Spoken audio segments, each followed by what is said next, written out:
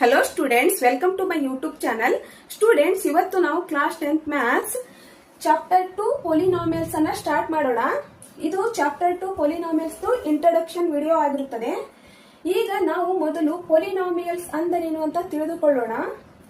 ಈಗ A variable ಯಾವುದಾದ್ರೂ algebraic expression ಆಗಿರಬಹುದು. ಈಗ ನೀವು ಇದೊಂದು ಎಕ್ಸಾಂಪಲ್ ಅನ್ನ ನೋಡ್ತಾ ಇದ್ದೀರಿ. ಇಲ್ಲಿ ಏನಿದೆ ಅಂದ್ರೆ ಇಲ್ಲಿ ಎಕ್ಸ್ ವೇರಿಯೇಬಲ್ ಇದೆ. ಇಲ್ಲಿ ಎಕ್ಸ್ ವೇರಿಯೇಬಲ್ ಇದ್ರೆ ನಾವು ಇದನ್ನ ಪೊಲಿನಾಮಿಯಲ್ ಇನ್ ಎಕ್ಸ್ ಅಂತ ಕರೆಯುತ್ತೇವೆ. ಈಗ ಇದು ಒಂದು ಗಿವನ್ ಪೊಲಿನಾಮಿಯಲ್ ಇದೆಯಲ್ಲ, ಇದು ಟರ್ಮ್ಸ್ ಗಳಿಂದ ಕೂಡಿ ಆಗಿದೆ. ಈಗ ಟರ್ಮ್ಸ್ ಅಂದ್ರೆ ಇದು ಒಂದು ಟರ್ಮ್. ಈಗ ಇದು ಟರ್ಮ್ ಹೇಗಾಗಿದೆ ಅಂದ್ರೆ ವೇರಿಯೇಬಲ್ ಮತ್ತು ಕೋಎಫಿಷಿಯಂಟ್ ಕೂಡಿ ಒಂದು ಟರ್ಮ್ ಆಗಿದೆ. ಕೋಎಫಿಷಿಯಂಟ್ ಅಂದ್ರೆ ಇಲ್ಲಿ 2 ಏನಿದೆಯಲ್ಲ ಎಕ್ಸ್ ಅದ್ದು ಕೋಎಫಿಷಿಯಂಟ್, ಮತ್ತೆ ಇದು 2 ಇದು variable X cube.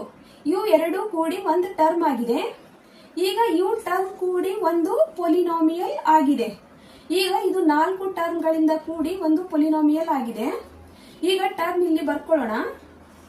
2x cube ಇದು ಒಂದು ಟರ್ಮ್, ಮತ್ತೆ 4x ಸ್ಕ್ವೇರ್ ಇದು ಒಂದು ಟರ್ಮ್, ಮತ್ತೆ ಮೈನಸ್ 3x, ಮತ್ತೆ ಇದು +5 ಕೂಡ ಒಂದು ಟರ್ಮ್. ಈಗ ಇವು ಟರ್ಮ್ ಹೇಗಾಗಿದೆ ಅಂತ ನಿಮ್ಗೆ ಆಲ್ರೆಡಿ ಹೇಳಿದೆ. ಏನಂತ, ಇಲ್ಲಿ 2 ಮತ್ತು 2 ಏನಿದೆಯಲ್ಲ ಇದು ಕೋಎಫಿಷಿಯಂಟ್ ಮತ್ತು ವೇರಿಯೇಬಲ್ ಎರಡೂ ಕೂಡಿ ಒಂದು ಟರ್ಮ್ ಆಗಿರುತ್ತದೆ. ಈಗ ಇದು ಕೋಎಫಿಷಿಯಂಟ್ ಏನಿದೆ 2 ಇದೆ. ಇದರಲ್ಲಿ ಕೋಎಫಿಷಿಯಂಟ್ ಎಷ್ಟಿದಾವಂತ ನೋಡೋಣ. 2, 4, -3 ಮತ್ತೆ +5 ಇದೆ.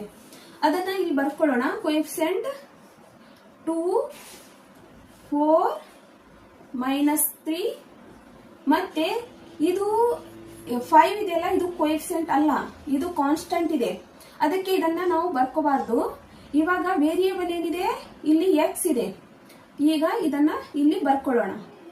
ಈಗ ನಿಮಗೆ ಇದು ಕ್ಲಿಯರ್ ಆಗಿ ಅಂಡರ್ಸ್ಟ್ಯಾಂಡ್ ಆಗಿದೆ ಅಂತ ನಾನು ತಿಳ್ಕೊಂತೀನಿ. ಇಲ್ಲಿ ನೋಡಿ, ಇಲ್ಲಿ ವೇರಿಯೇಬಲ್ y ಇದೆ. ಈಗ ಇದು ವೇರಿಯೇಬಲ್ y ಇದ್ರೆ ನಾವು ಏನಂತ ಕರೆಯುತ್ತೇವೆ, ಇದನ್ನ ಪೊಲಿನಾಮಿಯಲ್ ಇನ್ y ಅಂತ ಕರೆಯುತ್ತೇವೆ. ಇದೇ ಸೇಮ್. ಈಗ ಇದು ಕೋಎಫಿಷಿಯಂಟ್ ಇದೆ, ಇಲ್ಲಿ ವೇರಿಯೇಬಲ್ y ಕ್ಯೂಬ್ ಇದೆ. ಇವು ಎರಡೂ ಕೂಡಿ ಒಂದು ಟರ್ಮ್ ಆಗಿರುತ್ತದೆ. ಕೋಎಫಿಷಿಯಂಟ್ ಮತ್ತು ವೇರಿಯೇಬಲ್ ಕೂಡಿ ಒಂದು ಟರ್ಮ್ ಆಗಿರುತ್ತದೆ. ಇದು ಕೂಡ 4 ಟರ್ಮ್ ಗಳಿಂದ ಒಂದು ಪೊಲಿನಾಮಿಯಲ್ ಆಗಿದೆ. ಇಲ್ಲಿ ಏನ್ ಡಿಫರೆನ್ಸ್ ಇದೆ ಅಂದ್ರೆ ಇಲ್ಲಿ ವೇರಿಯೇಬಲ್ ಎಕ್ಸ್ ಇದೆ, ಇಲ್ಲಿ ವೇರಿಯೇಬಲ್ y ಇದೆ.